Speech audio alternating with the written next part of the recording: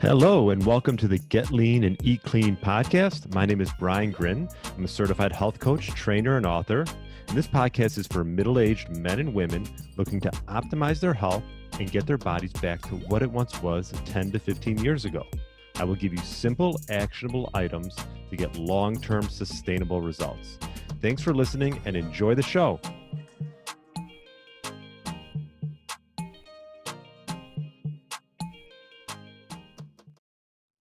All right, welcome to the Get Lean, Eat Clean podcast.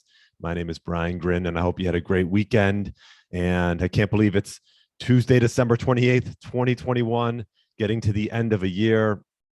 Time really does move fast, and hopefully you are happy and healthy, and your family is as well. It's a bit hectic, just with people traveling and all the stuff that's going on with the virus. And I'm not going to talk about that, but perhaps this is a wake-up call. Obviously, this is something that's been going on for the last 2 years now almost, and to really focus in on our health, because if we don't have that, what do we really have?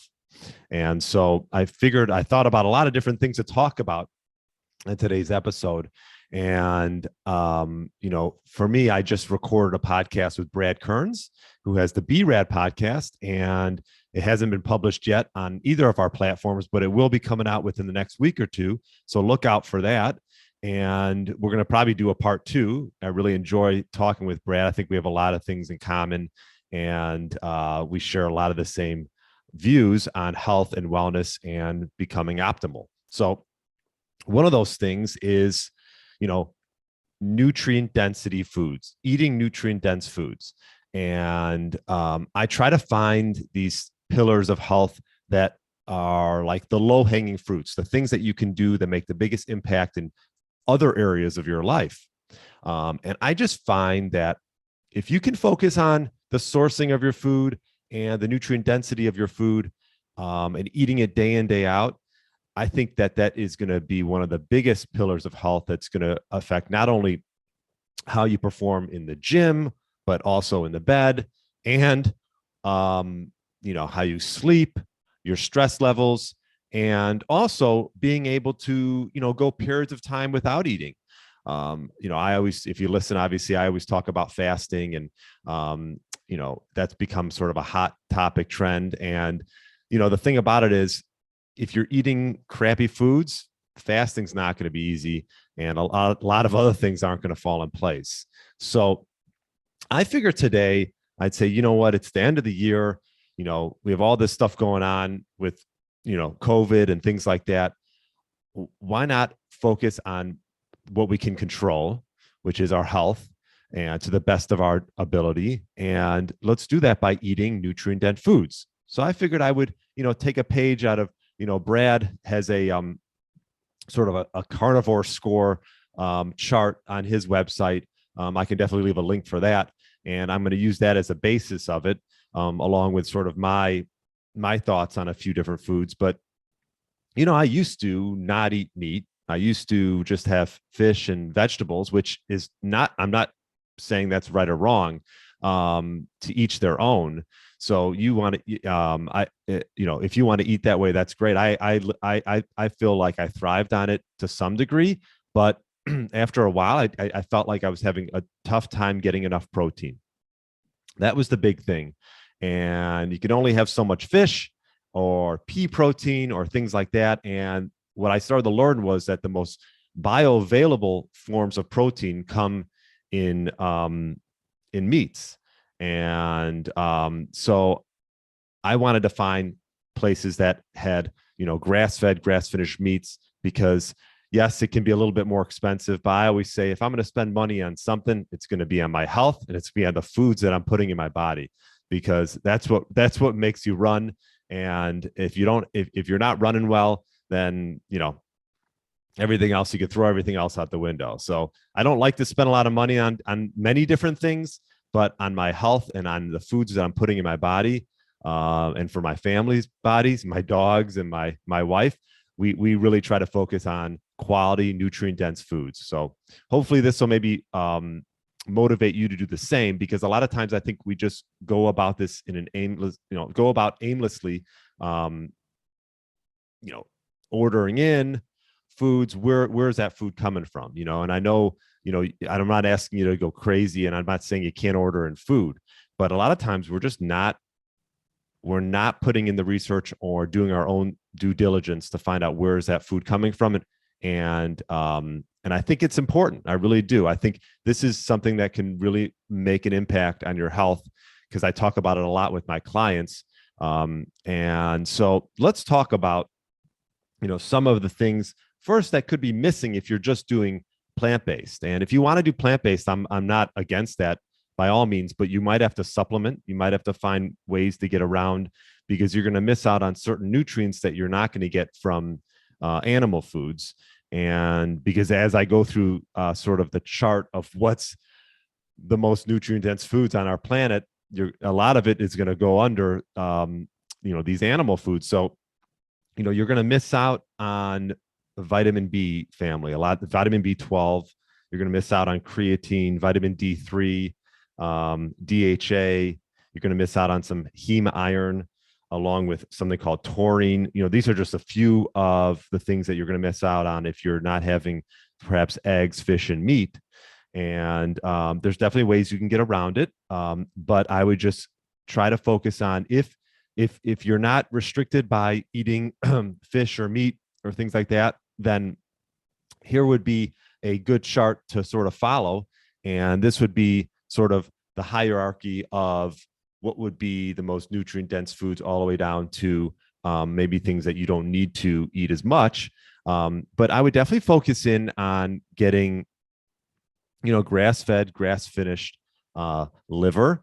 And I know that might sound crazy, but I will say this: I've been eating liver for the last couple of years, and my wife makes it, and it's great. Some people eat raw liver. I don't. I have not yet, but maybe down the line. But it's really off the charts when it comes to nutrient dense foods. You can even get these liver crisps. I can't. The name of the brand is I'm forgetting right now off the top of my head. But if you just Google liver crisps, what a great way to snack if you're going to snack. And I know I'm against snacking. So, or you can add them to a meal. Like, I'll just say, for example, I know this sounds maybe a little bit crazy, but everyone grabs chips and dip, or chips and guac. But or what I like to use is these liver chips, and you can put them with other things, and you're getting a great nutrient dense food, and you're not having just corn chips. So that's a great hack to try as well. Oysters are actually high in nutrient dense foods. Also Salmon Roe as well. And so if you think about eating nose to tail, which is something that I've been focusing a little bit more on, I don't eat every organ, but liver, heart, kidney, things like that. Also, you want to get quality ones, grass-fed, grass-finished. Along with, I've had some individuals on my podcast, the company Pluck. They actually have if you just Google Pluck, or you look up on the podcast, and they have a thing you can sprinkle on your foods that is an organ-based seasoning, which is really cool because you don't even really know. And I've been putting that in my eggs, and so check that out. But if you don't want to eat, you can try some organ supplementations. My buddy Brad Kearns and Ancestral Supplements partnered on a product called MoFo, Male Optimization Formula, and that's something that I take. So if you don't want to eat organs, perhaps maybe a little bit of supplementation with them wouldn't be a bad thing. And then from there, this is something I talked about with Brad, because a lot of people might use the excuse that perhaps it's too expensive to do these grass-fed, grass-finished. Perhaps like ribeye is one of mine. Great protein content in there, along with some saturated fat, which we all know is good, and that's a whole nother episode. But if you don't want to necessarily spend the money on a nice grass-fed, grass-finished ribeye, check out the Smash family. And this is something I talked to Brad about, which is sardines, mackerel, anchovies, salmon, and herring. You might not like them all. And if you listen to my podcast, I implement these into my first meal. which is a lighter meal around probably 2, 3 o'clock. And I'll usually lately I've been doing mackerel with herring. Mackerel is, and you can get this, actually, this brand, I've been getting at Whole Foods. They make a good quality mackerel. Actually, Patagonia is the brand. You think, oh, Patagonia, they only make clothes, but they actually, they source some good mackerel. And I think they also do oysters as well. But either way, check out that brand. You can get them at Whole Foods, and they're not really that expensive. And you combine that with herring, some good quality herring, and I like that as a meal. So it might be a little crazy for some people, but sometimes you want to get a little bit out of your comfort zone maybe on this stuff. Try it. You try it long enough, and you might start enjoying it. So those are some oil cold water fish that aren't crazy expensive and can go a long way. And you get a great source of omega-3s from that as well. Next would be like shellfish. So shellfish, oysters plus clams, crab, lobster, mussels, octopus, scallops. This is something I don't put a ton in my diet, but occasionally some scallops from time to time, and maybe some oysters. So if you like shellfish, you get a lot of omega-3 fats from this as well. And obviously you want to get sustainably caught, raised oysters and clams and things like that. And this is something that, as far as, being expensive, I guess if lobster can be expensive. So this is probably not something maybe you're going to have all the time, but from time to time, this might be a good option. Then you get into, eggs. I mean, healthy fats, choline, you get your amino acids, your B vitamins. So, eggs, good pasture-raised eggs. I just went to our local, there's this local farm, although it's 45 minutes away, but I get raw milk and then I buy their eggs. You can get regular eggs. You can do duck, goose, quail, ostrich. The nice thing about those is, you're not going to find, those aren't in mass production. So you're going to get good quality and healthier animals. So you want to make sure you get local, certified, humane, and pasture-raised eggs. And obviously, this is something that's not overly expensive, can be implemented. I like to have, sometimes people eat them raw. They put them in their shakes, which you could do. Or if you like to sort of scramble them up and maybe put a little bit of that pluck that I mentioned to you before, where you're getting some organ meat based seasoning in there as well. That was something I talked to. The name is just fleeting to me right now. When you do all these interviews, sometimes things blend together, but there's a good one. So I like to do eggs and meat, leftover meat sometimes. And that was the next thing I was going to mention was red meat. The nutritional profile, the fatty acid profile, is pretty solid when it comes to, like, let's just use a ribeye for an example. You're going to get, your A's, your B's, your D's, your E's, your K's as far as your vitamins, calcium, chromium, cobalt, copper, iron, magnesium, manganese, potassium, selenium, sodium, zinc. So you're getting these essential minerals that you're not going to get from a lot of foods. And actually, I'll just throw a shout out to who I had on the podcast once before. This is a great book by Dr. Judy Choi. I'll just put it up here if you're watching on YouTube, Carnivore Cure.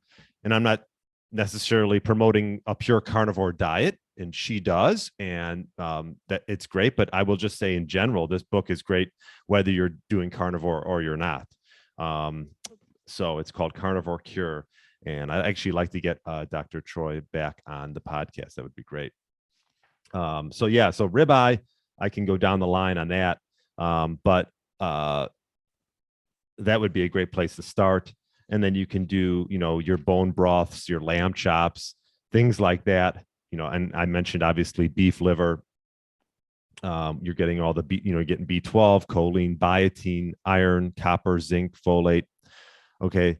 And so I would say that would be a great place to start. And if you're wondering what about chicken, turkey, or pork, that I would say is sort of the next level down. But if you're getting local 100% grass-fed pasture-raised poultry and maybe some heritage bred pork, that is fine. I don't eat a lot of pork and chicken, but it has a solid nutrient dense profile, maybe not quite up there with the organ meats and the red meats, but it's definitely up there. It's definitely up there. And um, after that, I would probably say if you could do some raw, organic, high fat dairy, if you want to add that, if dairy doesn't bother you, give it a try. If it does, then obviously you want to avoid, but you want to avoid all the low and non-fat dairies, okay, and all the conventional pasteurizing of them, which is tough to avoid because that's everywhere.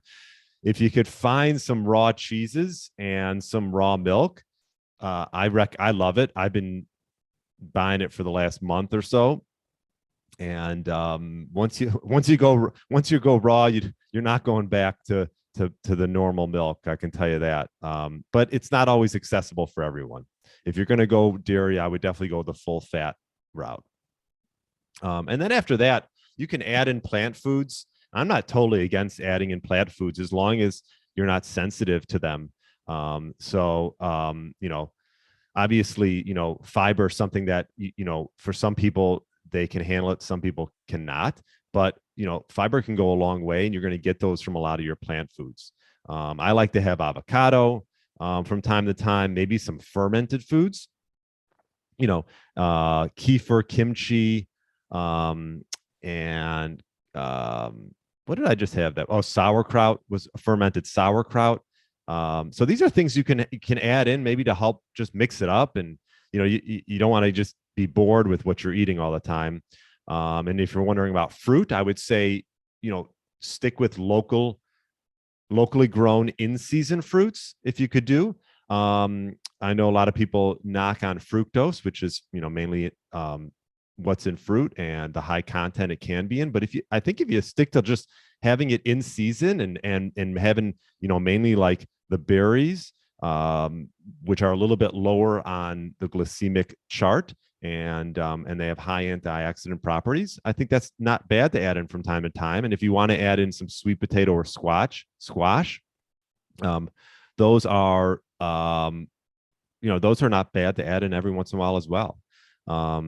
So yeah, I mean, I occasionally have nut butters as well. I'm not sensitive to nuts. Some people are. So that's something you just want to take into consideration. Brad, just to plug him again, we talked a little bit about his nut butter that he came out with. That's something that's like a splurge for me. So if you want to splurge on some nut butters from time to time, I wouldn't go crazy with almonds just because you got to be, if you're sensitive to oxalates, just be careful with that. You don't want to have too many almonds just because the high oxalate levels as well as spinach. But those are some people can handle, some people cannot. So I would say that is the hierarchy. I could say that if you focus on nutrient dense foods, you're going to snack less because you're feeding the body what it wants, really. And if we talk about having 2, maybe 3 solid nutrient dense foods, and that could be if you're having 2. For example, a lot of times for me, it's going to be herring and mackerel for my first meal, and then maybe with some eggs, and then the second meal will be some type of wild caught or grass-fed, grass-finished meat in the evening. And if I want to add a little bit of vegetables on top of that, I'll do that. And I think that, again, that's what works for me.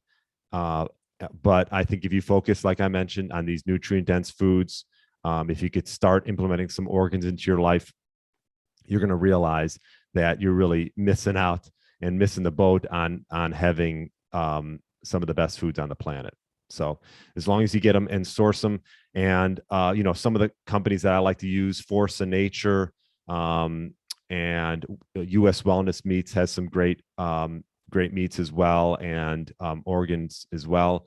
There's a ton of great companies that have popped up over, I would say the last probably 3 to 5 years. So let me know if you have any questions. Hopefully this will help you get started to a great path for 2022. and live a healthy, plentiful life. So look out for my interview and my dual syndicated podcast with Brad Kearns. Also, I'm going to have a new challenge coming out as well. So look out for that. And feel free to share this with anyone who you think might be looking to upgrade their health. Thanks so much for listening, and enjoy the rest of your day.